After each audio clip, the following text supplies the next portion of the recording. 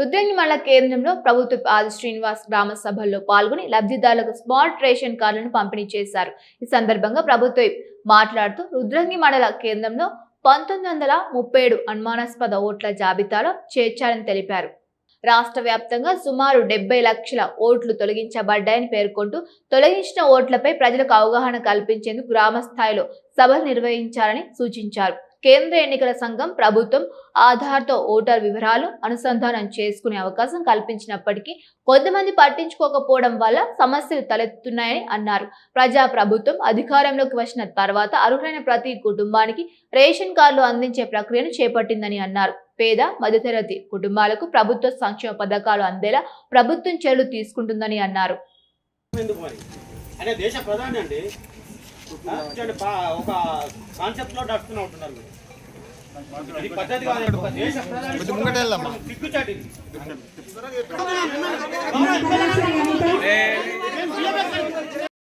ఇప్పుడు ఎండిఓకి సంబంధించిన బిల్డింగ్ కూడా ఒక్కొక్కటి 80 లక్షల రూపాయలతో రావడానికి అవకాశం ఉంది. ఈ విధంగా మన దగ్గర ఏమేమి అవసరం అన్ని కూడా ప్రభుత్వం దృష్టికి తీసుకుని వెళ్ళినా అవన్నీ కూడా ఒకటి తర్వాత ఒకటి మన ప్రాంతానికి రావడం జరుగుతుందని మాట ఈ సందర్భంగా నేను చెప్తూ సరే ఇవన్నిటి కూడా ఎవరెవరి పేర్లు పేనియో చదువు వినిపించాలని ఇప్పుడు ఎంఆర్ఓ ప్రయాణం జరుగుతుంది. ఆ పేర్లు ఉన్నాయి, చదువు వినిపిస్తామని మీకు కూడా నోటీసులు వచ్చుంటే ఇక్కడ ఉన్నటువంటి పాలక వర్గానికి ప్రధాన బాధ్యత ఉంది. BLA 2లకు అన్ని రాజకీయ పార్టీలకు సంబంధించినటువంటి వాళ్ళు కూడా BLA 2లను నియమించుకున్నారు. వాళ్ళందరి బాధ్యత కూడా ఉంది.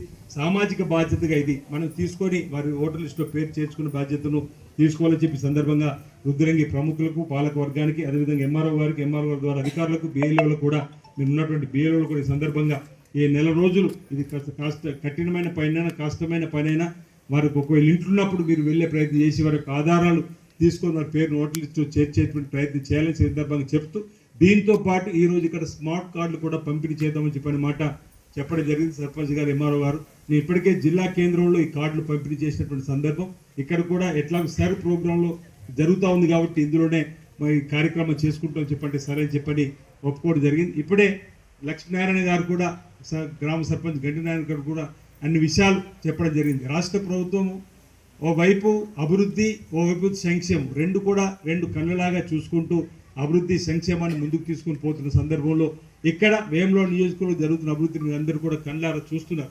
రుద్రంగిలో జరుగుతున్న అభివృద్ధిని కూడా కళ్ళారా చూస్తున్నారు. మీరు ఎప్పుడు ఏ సమస్య చెప్పినా ఆ సమస్య పరిష్కారానికి ప్రత్యేకంగా నిధులు ప్రభుత్వం ద్వారా ఈ మండలానికి కానీ ఈ నియోజకవర్గానికి కానీ తీసుకొస్తున్నటువంటి సందర్భంలో ప్రభుత్వం ద్వారా ఇచ్చే సంక్షేమ కార్యక్రమాలు అన్నీ కూడా అందుతున్న క్రమంలో ఈరోజు రుణమాఫీ 2 లక్షల లోపు అమలైన తీరే కానీ ఆడతల్లో ఆర్టీసీ బస్సులు వెళ్తే ఉచిత ప్రయాణమే కానీ 200 యూనిట్లు కరెంటు కార్చుకునే వాళ్ళందరూ కూడా ఉచితంగా కరెంటు 30 నెలల నుంచి వస్తూ ఉంది. అంతకుముందు ఈ 30 నెలల ముందు మీ బిడ్డగా ఈ రుద్రంగి బిడ్డగా ఎమ్మెల్యే కాకంటే ముందు వరుసగా మీరు 3 నెలలు కరెంటు బిల్లు కట్టకపోతే కరెంటు కట్ చేసిపోయిన రోజులు ఆ రోజుల్లో. కానీ ఇప్పుడు 30 నెలలుగా కరెంటు బిల్లు పేదవాడు కట్టకుండా కరెంటు వస్తుందండి ప్రభుత్వం పనిచేస్తుందన్నమాట.